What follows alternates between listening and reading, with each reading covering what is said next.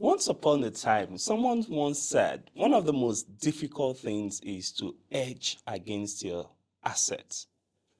But of all those assets, today we'll be focusing on how do you secure your asset, particularly your real estate, and how do you better multiply the earnings you can make from real estate. Hello, Your Excellency. It's the Money Mindset with Razak. And in the studio with me is still Mr. Higodalo, the MD of Bamboo Groves. How you doing, sir? Thank you very much, Mr. Razak. Good, good, good. Thank you. During the last conversation, you talked about securing your asset. You said the first thing, look for the property in an underdeveloped area. Yes. The second you talked about is securing those assets. Yes. How do you do that? Okay. And what's the importance of that? Okay. It is very important. It's as important as actually acquiring those assets. It is like having something and yet you don't have it. How? How? Yes. Remember that you actually acquiring these assets in underdeveloped or undeveloped areas, and you don't have the opportunity to keep going back to that place every now and then to look or to check after your property, right? Yes. So what you can do in that case is you can actually acquire these properties and put a fence around it. Okay. You can actually acquire these properties and look for people to farm on it. Okay. You can actually acquire this property and actually look for people, maybe to build what you call in Port Harcourt, what you call bacha, what you call these makeshift houses that they use with plywood and zincs and all of that, right? There are people actually who are looking for such opportunity where they can build something like that and live and dwell there, right?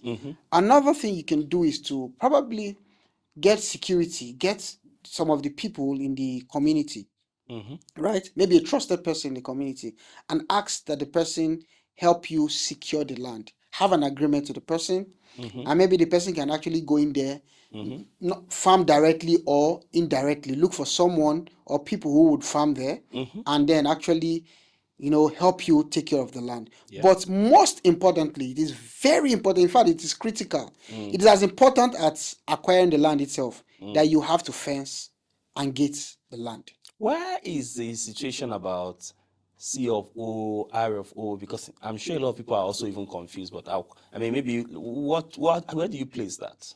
Okay, now there's something that's, like I said in the earlier episode, it is very important that when acquiring land, you need to educate yourself.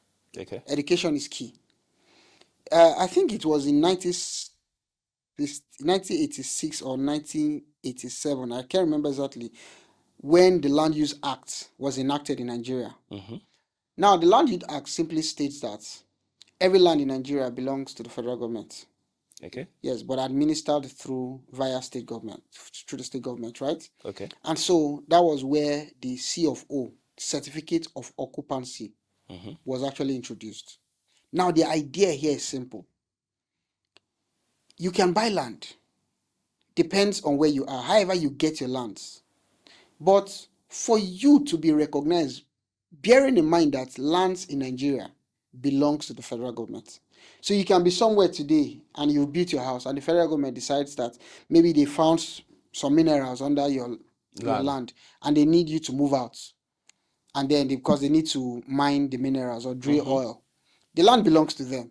The only thing that they would do in that case is, because you have a certificate of occupancy, which is to show that the governments as giving you that land to dwell in, that land to do whatever it is that you do, right? To have built a house, to have built a business or whatever, that you are a tenant to the federal government.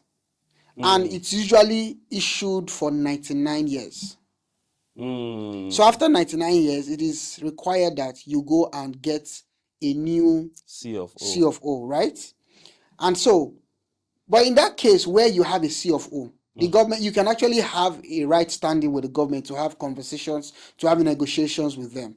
And what they would usually do in that case is to compensate you right? Not as if the government cannot still do whatever it is that they want to do with your land. Yeah. But you would be on the right standing to be able to Have those conversations. for compensations and all of that. Okay. Against when you don't have any of such.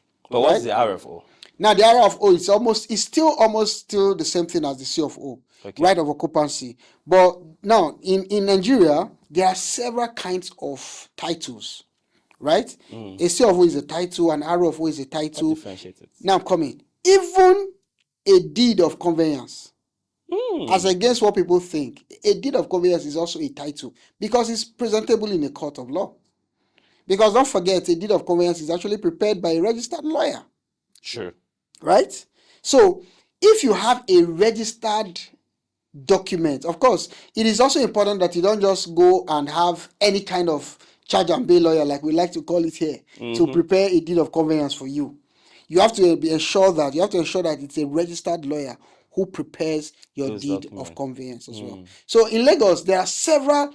In Lagos is quite an interesting place where it's in Lagos. It's only in Lagos I found out that there are several kinds of titles. We have the governor's consent, we have the excision, we have several of them. We have CFO, we have registered survey. We have several titles in Lagos, and I can actually understand why that is also like that in Lagos, because Lagos, as it is right now, Lagos is landlocked.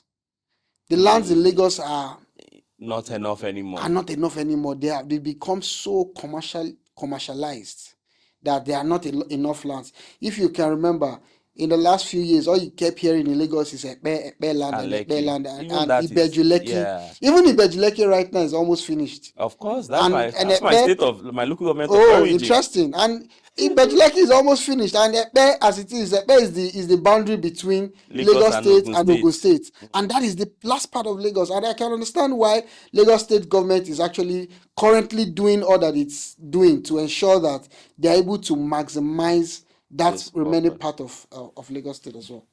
So what you said is the difference between CFO and RFO Okay. for those who are buying land. Okay, the difference between CFO isn't so different. Okay. The CFO, in getting a CFO, there are stages you need to get to, right?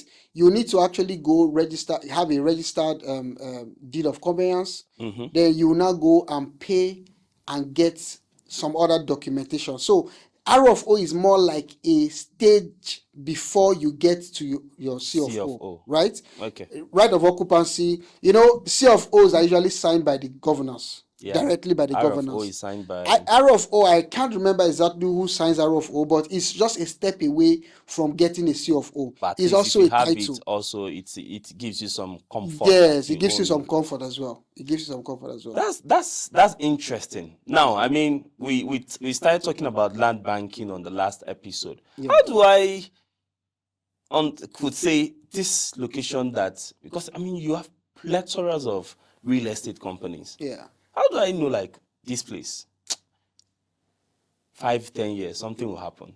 How do I know like this place is going to take 10-20 years? So Okay, it is very important, like I said before, and I'm saying this again, that before you invest in real estate, you need to get a lot of education, right? For someone like me, that would be easy for someone like me to be able to look because at it's your it. business, and Because that's why it I is my want you to business, break right? it down for that young So man wants it to buy comes- into your own it comes real estate. It comes with a lot of experience, right? And then you also, and a lot of technical know-how, but at the same time, you also have to have your ears on the ground, because real estate is mostly about information, right? So if I am aware, remember I said that there's something we usually say in Bamboo a lot, that find out where people are going, go ahead of them and buy the land and wait. So how do I know where people are going? Now, how do you know where people are going? Is through information. Information is key. For example, I hear that there is a new place that the Minister Wike, is about to open a road, right? And he's building a road between. I'm not very conversant with how Abuja is. Maybe Mabushi and Guzape, for example. There's a new road that is being opened there. That is an opportunity. Because if you quickly go buy the land there while the construction is going on, by the time it is done, that land would have almost doubled in price. When you hear, it's about information. You hear that Dangote is about to open a new factory or a new industry or a new company somewhere in where will I call now? Somewhere in Asokoro 2, right? Or somewhere in Kurudu or in or in Makurdi in Benue State. What do? You quickly go there and carve out your own space and wait. Remember I said, find out where people are going, go ahead of them and wait. Or you find out, you hear over the news that there's a new foreign company. There's a foreign company that is coming into where I come from, Edo State, for example, in a community in my state, and they want to set up a manufacturing plant or they want to set up a warehouse. That would mean that a lot of people would be coming into that environment with these companies, right? Yeah. That would mean that they will be employing hundreds of people. Then there will be a lot of markets that will be in that environment. Where will these people live? Where will these people do their business? And it also means that there will be several other areas which in the entire value chain, right? In the real estate value chain that people would be needing. For example, people will be needing schools where when they settle in, which schools will their children go? For example, I get it. Right? Which markets will they go to? You can go there and actually now begin to. That brings us to another part of real estate. There are parts of real estate which people can actually. Real estate is not about residential alone. Okay, so what are those other parts of real estate? You can think about schools. You can position yourself in such a way that you are seeing a new district that is being opened, and then you go get a commercial plot, for example, and you tell yourself that you're going to build a school here. Another thing I've really been asking, I'm just giving an example. Somebody is watching now whose parent or great parent has acres of land. He does not even know he can't build it. Yes. What are the kind of real estate opportunities that Beautiful, the person can fantastic question. Fantastic question. Yeah, so in that case, I think I wrote an article about that, yet to be published on my blog a while ago, how, young people can take advantage of inherited lands. Okay. There are lots of young people in Nigeria today who have, like you said, acres and hectares of land that were inherited from their parents, right? And they don't know what to do with it. That's a lot of money being just left fallow. What they can do is actually look for real estate companies or look for companies generally who would want to and partner with these companies. They can actually companies can come in as a real estate company because they are the ones who have the wherewithal, who understand how this business works, right? And then they can actually now partner with these companies and just sit back, have a partnership, maybe have a 60-40 partnership, have a 70-30, have a 50-50 partnership, and then agree with the companies to when they have developed and when they have sold, they can actually now make money out of that partnership. The other thing I was really thinking, sometimes you see people probably who are just in their middle age growing up. If I said I should buy this property or plaza or something, I don't have the money. But can I go with 2, 3, 4 friends and have equity so we can? What's your take about that before we wrap up? Yes, that brings me to a term called group economics, right? Where it's not just in real estate, it's in every other aspect of life. You see an opportunity that will be of great benefit to you, right? And then you don't have the means to actually take full advantage of that opportunity. And I think that's some place that Nigerians fail a lot. We tend to have this singular mindset. We don't like to band together. But Asians, the Jews, they know that this is actually a very veritable way to build wealth. So they band together. I want to buy a property of 10 million, for example, and I have just 1 million. What if I bring 10 of my friends together and we bring 1 million each and make 10 million and buy that property? And then when the profit comes, we all split in 10 ways. Yeah. And then we can put our monies again together and continue to do that. If you go to Kenya, for example, that is what the Chinese do. That is what the Indians do. That's what the Somalians do in Kenya. The group economy Group approach. economy approach. You see, a lot of big real estate companies, top buildings in Kenya. These people come together and they put funds together and they build high rise.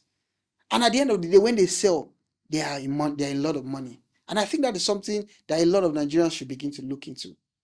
This is amazing. Thank you, Mr. Ighodalo, for sharing your thoughts with us. I am sure you have learned a lot. In fact, if you have paid for a master class on this, I'm sure what you get is far more than what you're hearing. I think you should take advantage of this. Don't be scared of investing in real estate. Not at all. Start the journey today. If you have questions, drop in the comment. If you have feedback, please drop there. Like and share this with your friend. But before you do that, hit on the subscribe button and turn on your notification. It's the Money Mindset with Raza. Hello, Your Excellency.